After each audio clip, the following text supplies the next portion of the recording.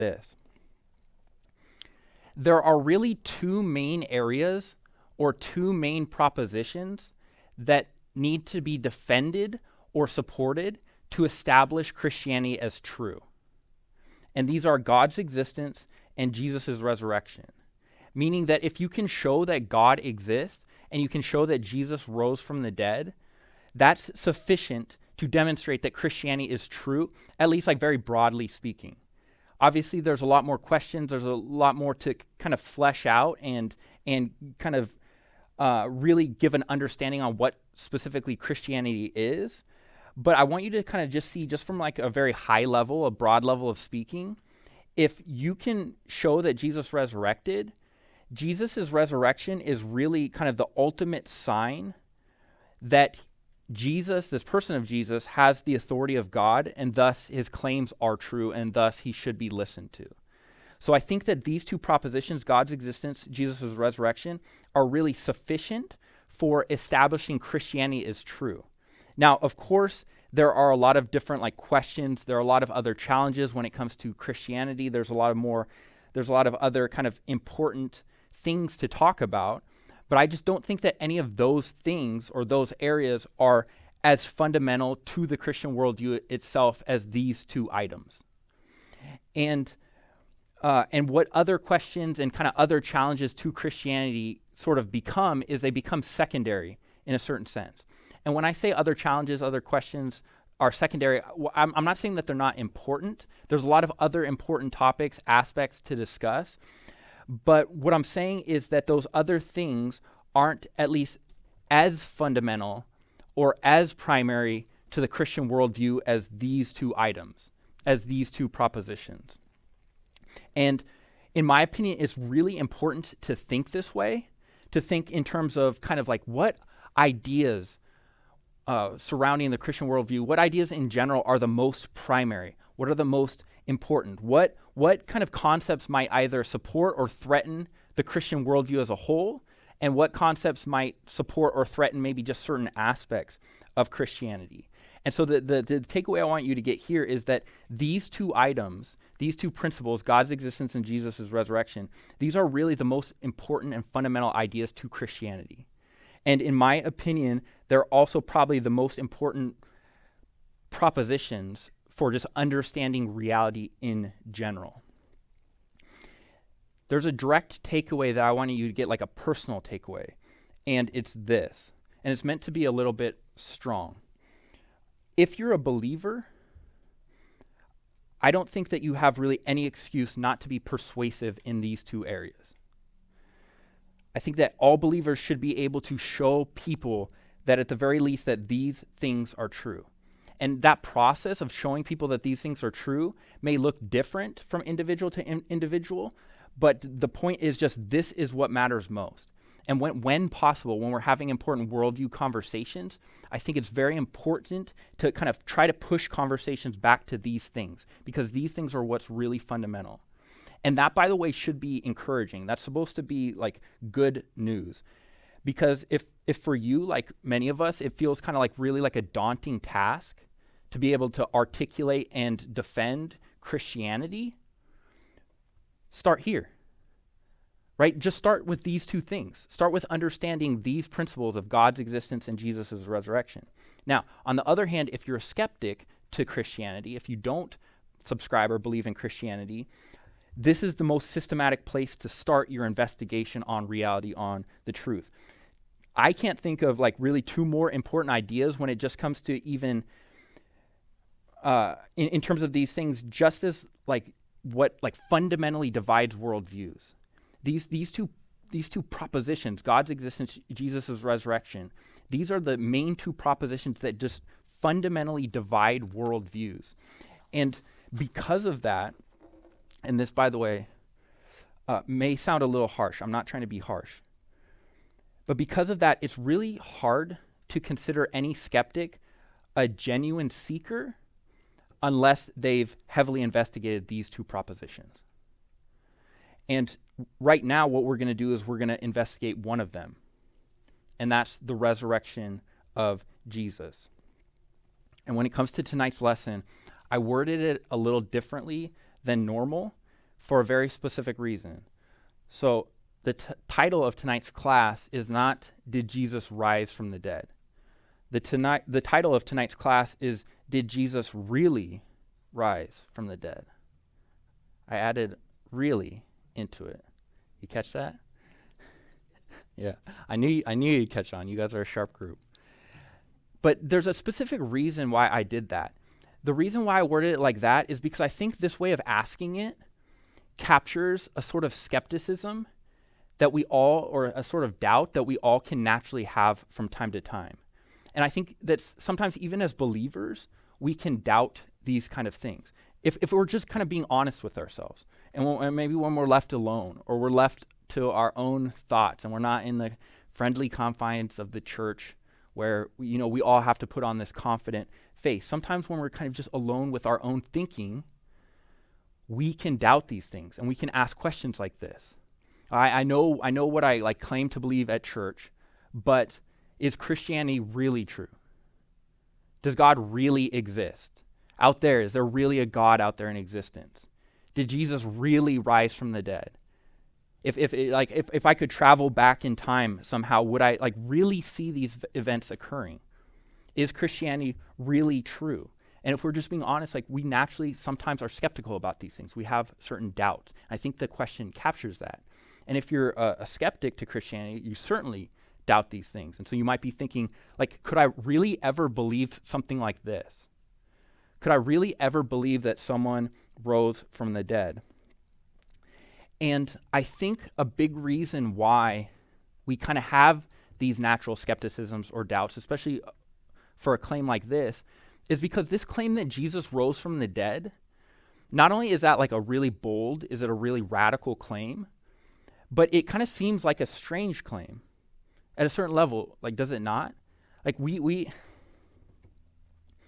A sad feature of reality is we know that all of us are going to ultimately face death. Maybe personally, I know personally we've all experienced loved ones, people who have died. What I guarantee none of us have experienced are any of those people coming back to life. And so because of that, this feels just kind of like a strange claim. And so the instances that we really kind of stop and wrestle with it, stop to think about it, a claim like this kind of tests our rationality. And because of that, tonight I kind of want to do two different things.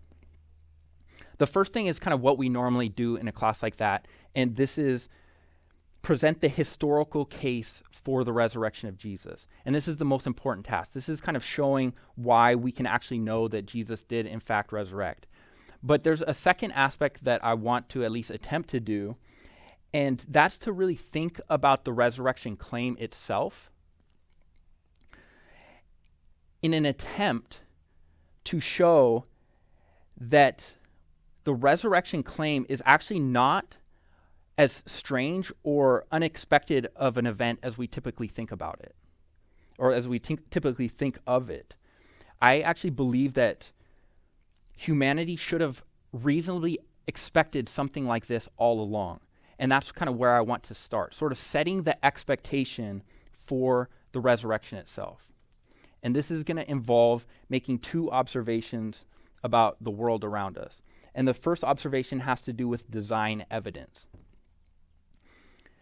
There are certain features of the world around us that theists, so people who believe in God, have used to argue indicate design. So there's certain features of the world that theists have argued indicate design in the world around us, therefore a need for some sort of creator, some sort of designer.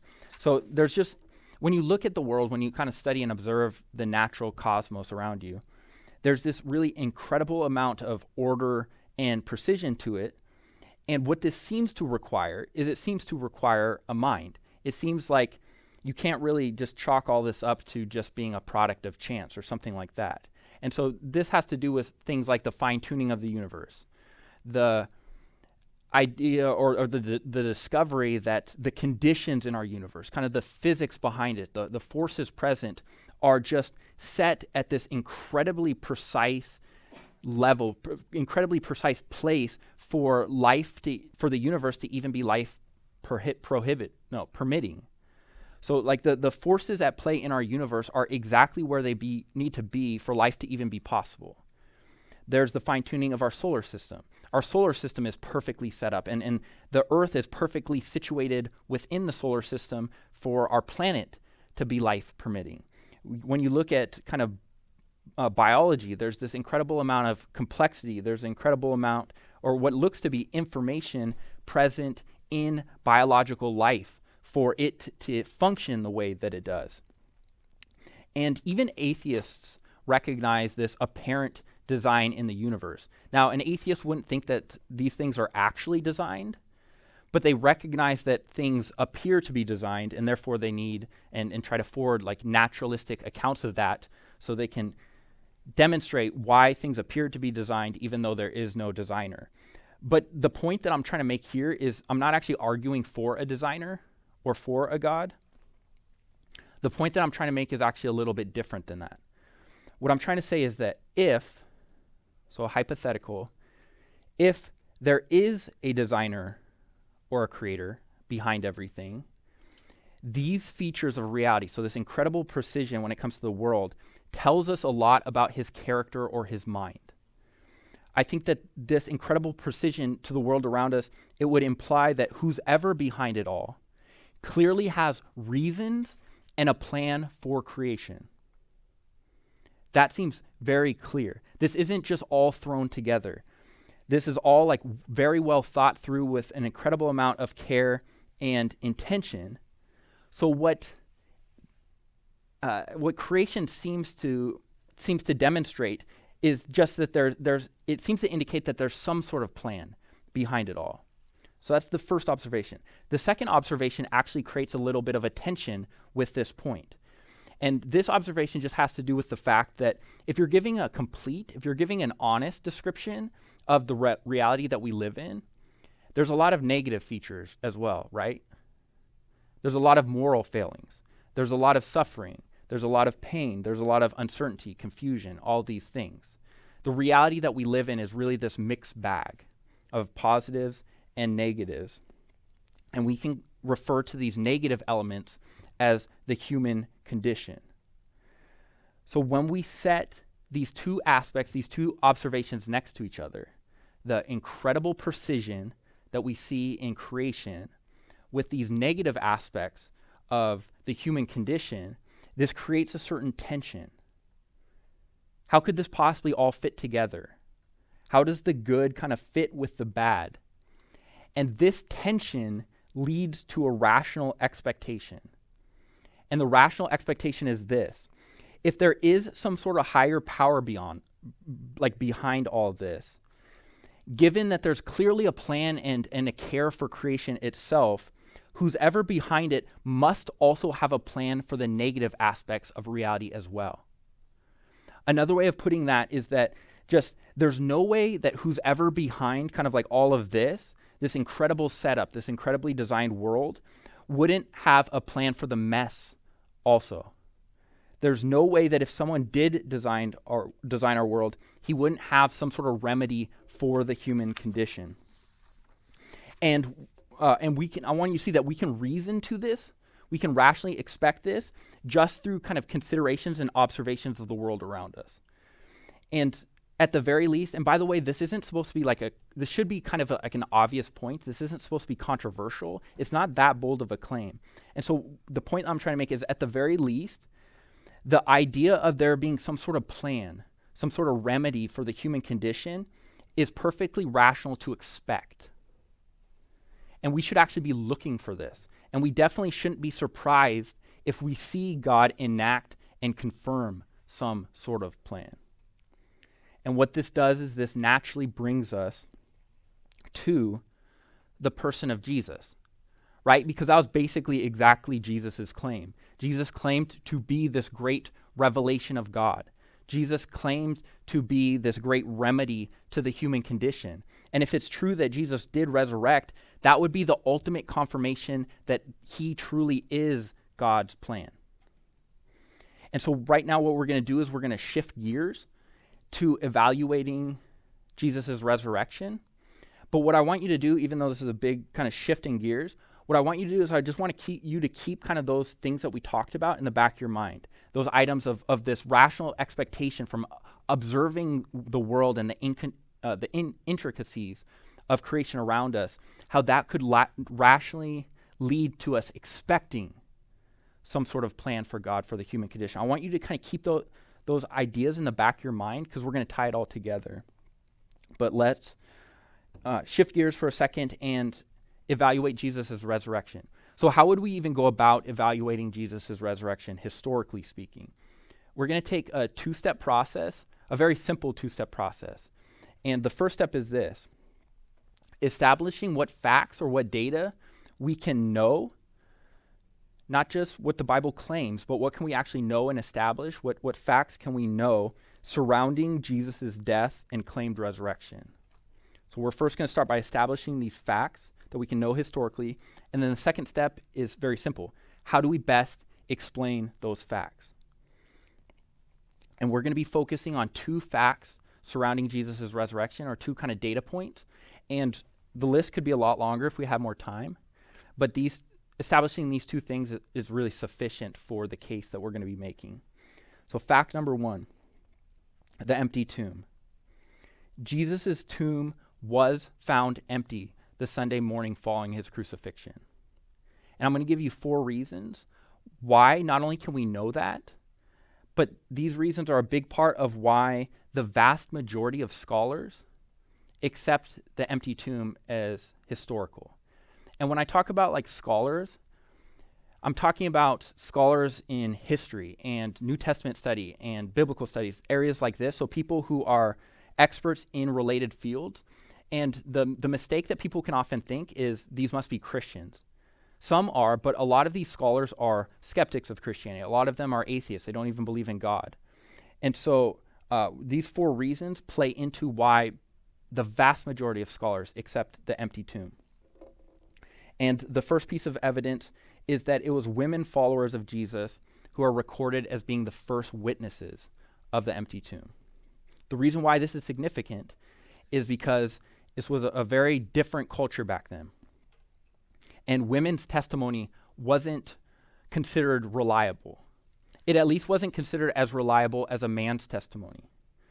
And so if you're just kind of making up some sort of account, if you're just making up this fact and kind of fabricating that the tomb was found empty, you're certainly not going to put women as the first witnesses of the empty tomb, because that would really kind of take away from the credibility of this really important account.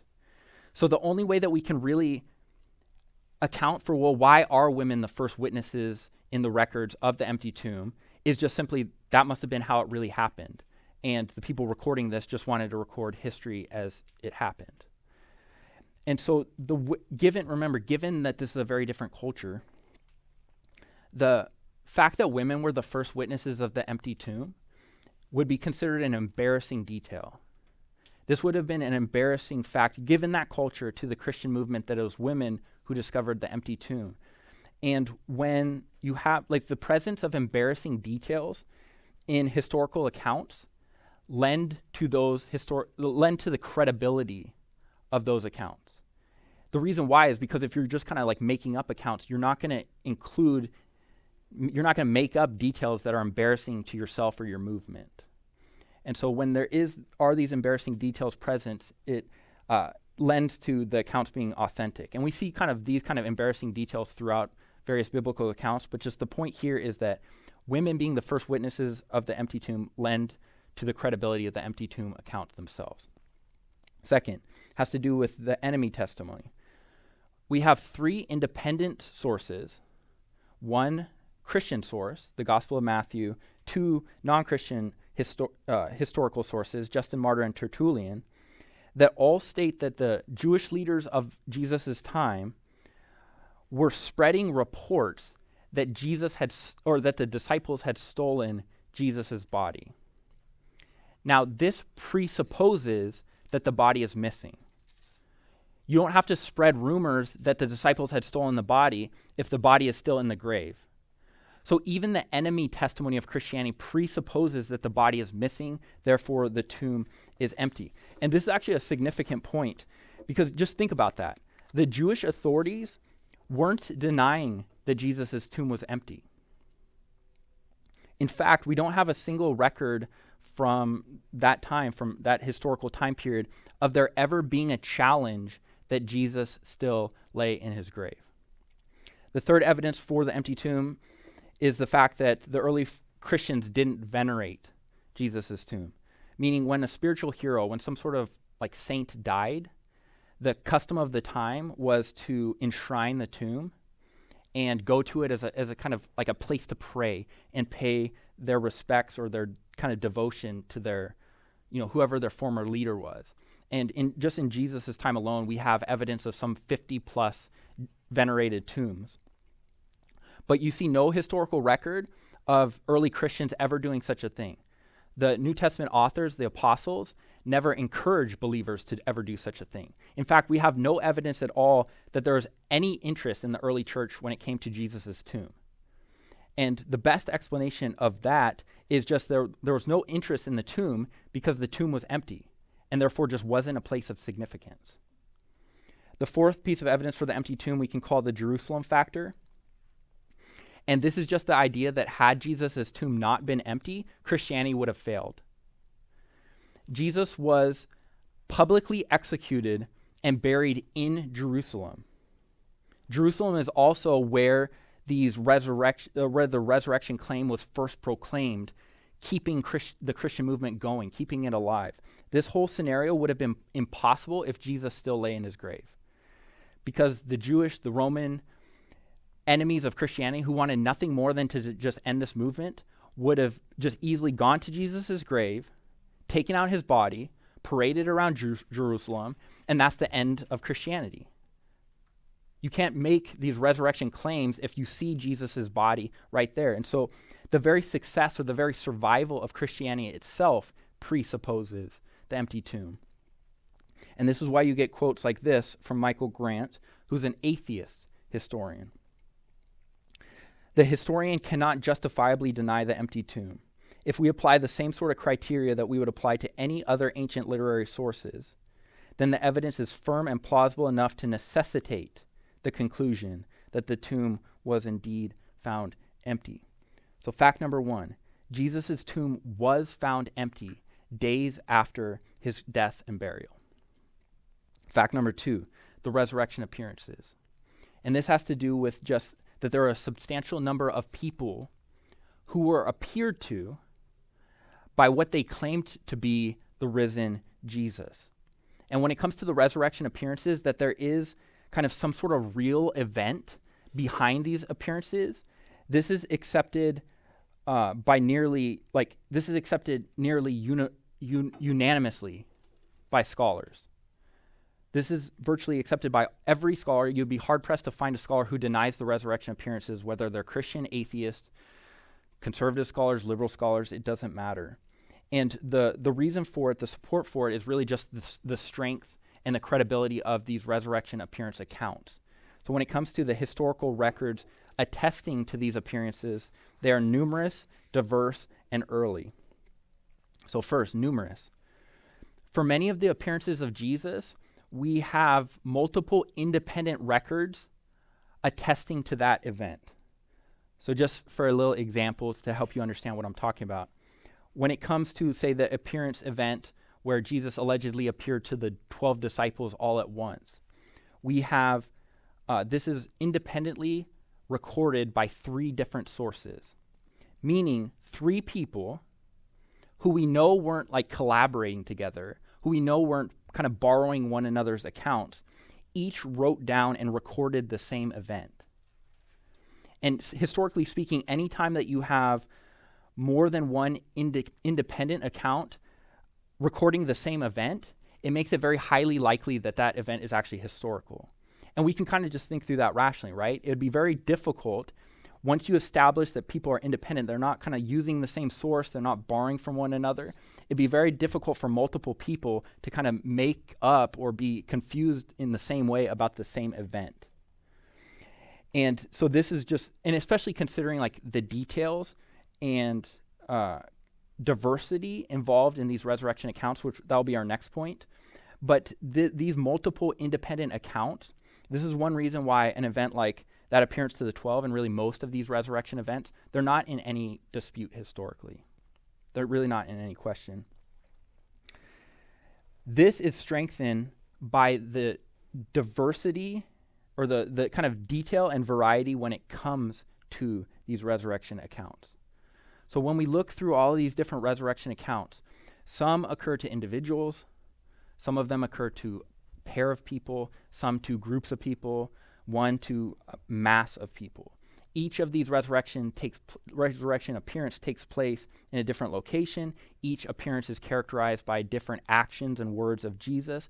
So just the point being, there's this great variety as to time, place, people associated with these resurrection appearance accounts, meaning they're not just generic claims. It's not just, yeah, Jesus appeared, right? They're very specific. And made up accounts typically don't look like this. There's just too much detail. There's too much variety. There's too many places where if these things are actually untrue, people could easily poke holes in them. Especially considering our next point, which is just that the reports of Jesus appearing to people can be dated very early. And we won't go into like the specific details of this, but just note that scholars accept that the reports of Jesus appearing to people, so reports of him appearing to individuals, to groups, to a mass of 500 people, that these reports, these accounts, can be dated to within 6 months to a year of Jesus' crucifixion. Meaning, historically speaking, almost immediately after Jesus' death, these rumors, these accounts, these claims started to swirl that Jesus was appearing to people alive. And one reason that this is so significant is that means that the resurrection appearances can't just be chalked up to legendary development, which is typically where we might go with something like this. Because we all know, after a lot of time has passed, you sometimes remember events differently, right? You maybe embellish a little bit or something like this. And so naturally that's what, people might think, okay, the historical event probably wasn't really like this, but maybe just as time went on, they started to remember it a little differently. Oh yeah, Jesus, I'm pretty sure he appeared to me. And so it's just this legend starts to creep in. We can't explain it this way. There's no time for legendary development to creep in. These reports, these accounts of Jesus appearing to many people in very specific times in very specific ways start to crop up in the historical record basically immediately after Jesus' death. What this also means is that there were still eyewitnesses present. And so such an early list where so many kind of specific people are involved, this would have been easy to debunk by people who were present and knew better if these claims were untrue. And just for kind of these reasons and more, this is why there's this virtual consensus among scholars that the resurrection appearances are historical. So Norman Perrin, who's a biblical scholar and he's a skeptic, he's no Christian, he says this. He says, the more we study the tradition with regard to the appearances, the firmer the rock begins to appear upon which they are based. Gerd Ludman, who's an atheist scholar, he says this, and listen to just like the force of his quote. It may be taken as historically certain that Peter and the disciples had experiences after Jesus' death in which Jesus appeared to them as the risen Christ. And by the way, the reason why I quote atheists here and not Christians is because I want to make one point very clear. And it's that when it comes to these things, when it comes to the empty tomb of Jesus, when it comes to the resurrection appearances, these aren't just Christian beliefs. In fact, basically anyone who's informed accepts these things. These are historical facts. I guarantee you that people like Michael Grant, that people like Gerd Ludman would love nothing more than to deny these things. I know that Gerd Ludman would love nothing more than to say, why are you bringing up the resurrection appearances? You believe in those kooky kind of Christian superstitions and fairy tales? But notice he doesn't say that. What does he say? No, it may be taken as historically certain. Why? Why? Because he can't deny these things, because the evidence is just that strong. And what this means is that if someone does deny these things, meaning maybe you don't believe these things, or maybe someone you're talking about doesn't believe that the empty tomb is a real event, or that the resurrection appearances are a real event. I want you to notice that whoever denies these things is basically going up against all of scholarship, even scholars who probably share the same worldview as them. And what this does is this puts a heavy, heavy burden of proof on anyone who would want to deny these claims. Meaning, if you don't believe that Jesus' tomb really was empty, if you don't believe that masses of people were being appeared to after his death, you have a heavy burden of proof. Because the question really becomes, what do you understand that all of these scholars don't understand? What information that do you have access to that even these scholars themselves don't have access to? Remember, many of these people aren't prone to believe these types of things. And so once we've kind of established these facts, Jesus' empty tomb, the resurrection appearances of Jesus, the next logical step becomes, well, how do we best explain these things? And that sounds super simple, and that is super simple. But this is actually a really important reminder and a source of frustration for me. This is the task. This is the task. How do we most reasonably explain these things? How do we most reasonably explain these facts, this data? So often you kind of hear or I hear very generic claims, just claims well, I don't believe in the resurrection, or I don't think that Jesus really rose from the dead. But the point that I want you to just get at this point is that what any of us believe or don't believe just isn't relevant. What's actually relevant to the task at hand is not what do you believe or do you not believe, it's how do you explain the facts in question. And the facts just are that the tomb Jesus was buried in was found empty days after his death, and masses of people undeniably began seeing appearances of him alive. That's the task. How do you explain that? And then once you explain that, or once we discover what the best explanation of that is, then that will justify belief or unbelief in the resurrection. But that order is very important. And what we can know for sure is that something happened. So how do we explain these things?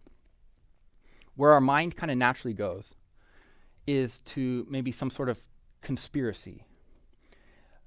Could these early Christians, could they have just been making this all up? Maybe they're just inventing all of these things. And so that would entail maybe Jesus' followers, they somehow removed Jesus' body from the tomb, and then they just lied about being appeared to. Because what they were trying to do is they were trying to fake the resurrection. This type of explanation is very popular on, or very common on a popular level. But I personally don't know of a single scholar or historian or thinker who would ever forward this explanation. And the reason why is because anyone who's really studied these things, none of those people doubt the disciples' sincerity. So what I want you to notice is it's one thing to say the disciples were mistaken. So the disciples genuinely believed that Jesus rose from the dead, but obviously they were just wrong about it. But it's a whole other thing to say that the disciples or the early followers of Jesus didn't even believe the things that they were claiming, that they were just making all of these things up, that they just lied. And the reason why that's so improbable is because it's also well documented historically that the early followers of Jesus, many of them lived very persecuted lives. Many of them went to horrific martyrs' deaths specifically for these claims that Jesus had resurrected. They had absolutely nothing to gain from lying about this, and you certainly don't go to your death for what you know is a lie. And what's amazing historically is there's not a single record or evidence of a single instance of any one of these many early followers of Jesus ever going back or recanting on their stories. So we don't have any evidence historically. There's not a single account of, someone who's being persecuted or being martyred just saying, hey, stop, just cut it out. We made it all up. And that's significant. But beyond that, any type of conspiracy hypothesis doesn't fit with the data that we've already talked about. So if this were made up, this isn't the type of account that Jewish men would invent. So for example, why would they invent women being the first discoverers and the first to announce Jesus' empty tomb. This would have discredited them right off at the outset. But beyond that, what we know is that the way that Jesus is claimed to have resurrected, this actually doesn't fit with common Jewish belief at the time. They didn't have these specific types of views of resurrection, so it's just not the type of account that Jewish men would have invented. But maybe these early followers of Jesus, maybe they were sincere, but they potentially went to the wrong tomb, or potentially they misplaced the body of Jesus, and because of that, they came to this sudden sincere belief, but sincerely wrong belief, that Jesus had conquered death. So the first thing that I want you to notice about these types of explanations is that this wouldn't account for all the data. Going to the wrong tomb wouldn't explain the resurrection appearances. So we'd still need some sort of an account for why all these people are being appeared to. But there's deeper problems than that. And the biggest problem for this kind of way of thinking is the fact that we know historically that Jesus' burial and his tomb were public knowledge. Meaning that it doesn't really matter if the disciples of Jesus went to the wrong tomb. Guess who's going to go to the right tomb? The Jewish authorities, the Roman authorities, the many people who wanted just to end Christianity, they're going to take Jesus' body, parade him around the city. That's the end of Christianity. Well, maybe there's more of a kind of like a psychological explanation to all this. Maybe the disciples were hallucinating or having some sort of vision of Jesus appearing to them. And because of this, they came to this sincere belief that Jesus was alive. And we can kind of think of, they almost seem a little bit like they're primed for that, right? These disciples are obviously distressed. They're obviously grieving. They've been following Jesus around 3 years in just hopes that Jesus is this great Messiah. So they want him alive. They want him to be the Messiah. And so that naturally led to certain maybe visions, maybe certain hallucination experiences that led to them believing that Jesus was alive. What's important to note about this is that some form of a hallucination theory or hallucination hypothesis is what all skeptical scholars hold to. And we have to think about this, they have to. Because what we've already established is that even skeptical scholars accept that the resurrection appearances are based on something real, some sort of real event. And if you don't believe that Jesus rose from the dead, you have to chalk it up to something kind of psychological. So almost all scholars who are non-Christian will hold to some sort of theory like this. First thing I want you to note, once again, this doesn't account for all the data. Hallucination experiences wouldn't explain the empty tomb. So you'd have to have some sort of additional theory to explain why Jesus' body is missing. But beyond that, this theory doesn't work, and it's mostly because hallucinations just don't work like this. Hallucinations are individual, private experiences, meaning hallucinations are like dreams. They happen to individual people, not to groups of people. So Gary Collins, who's a psychologist, he says this. He says, hallucinations are individual occurrences. By their very nature, only one person can see a given hallucination at a time. They certainly aren't something which can be seen by a group of people. Neither is it possible that one person could somehow induce a hallucination in someone else. Since a hallucination exists only in the subjective, personal sense, it is obvious that others cannot witness it. So something like this is really kind of just magical thinking. This idea that just masses of people started hallucinating basically the same content. And beyond this, hallucinations very rarely have any sort of lasting impact. So you can imagine that if you maybe tragically lost a loved one, and for whatever reason you started to think that you began seeing that loved one, or they began to appear or kind of communicate with you in some way, this likely wouldn't lead you to any sort of lasting belief that that person is genuinely alive. And that's because these kind of psychological experiences like hallucinations, the effects of them typically fade over time. And because of this, the idea that hallucinations are what brought masses of people to these lasting and countercultural beliefs is really absurd. And there are more kind of naturalistic attempts to explain all this than this.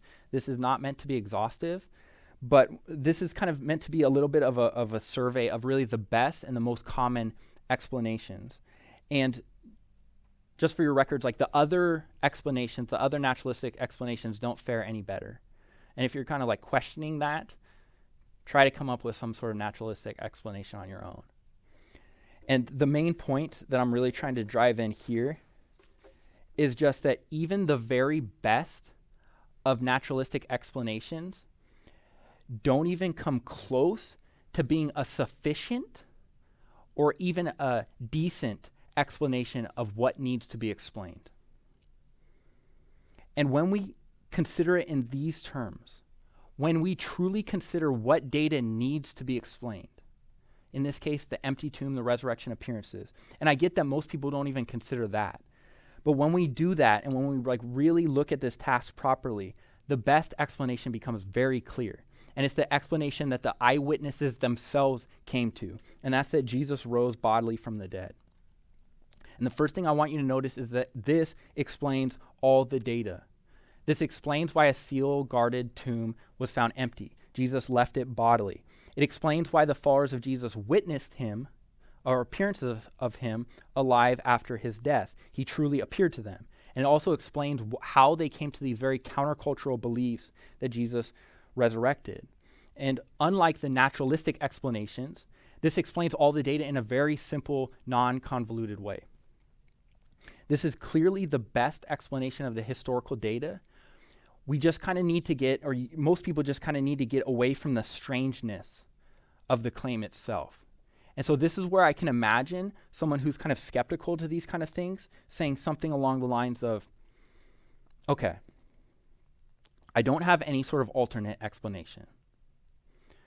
I can see why you might think that Jesus' resurrection is the best explanation of the data at hand. But I still am having a lot of trouble accepting this claim that someone rose from the dead. And this is where we do a great disservice by thinking of these things in kind of a vacuum. And what I mean by this is when we think of this event, often we strip it of all of its context, and the context is actually super important. So even this very common claim that, man, I have trouble believing that someone raised from the dead. The good news is you don't have to believe that. That was never the claim. The claim is not just that anyone rose from the dead. Like I'm trying to convince you that, hey, my uncle rose from the dead, right? The claim is that someone very specific rose from the dead, Jesus. That's the claim. Jesus rose from the dead. You know this person who's like the central religious figure throughout all of history? This person who, before even looking at any of these things, already had all the marks of being God's revelation to mankind? That's who we're claiming raised from the dead. And this is where I want to say that this actually isn't, when we think of it properly, this isn't that strange of a claim. Because kind of what we talked about earlier, I think that this is exactly what we should have expected all along. Of course, whoever's behind all this, of course, whoever is behind like our incredibly intricate world, of course they're going to have a plan. Of course they're going to have a remedy for humanity's problems, right? And we had every reason to think that even before we even looked at the person of Jesus. And now that expectation has just been confirmed. And that expectation has been confirmed in a remarkably miraculous way. Like, yes, we get that people don't just rise from the dead. That's what makes this a miracle. That's why this event is significant. That's how we can know that this person, Jesus, actually has God's stamp of approval.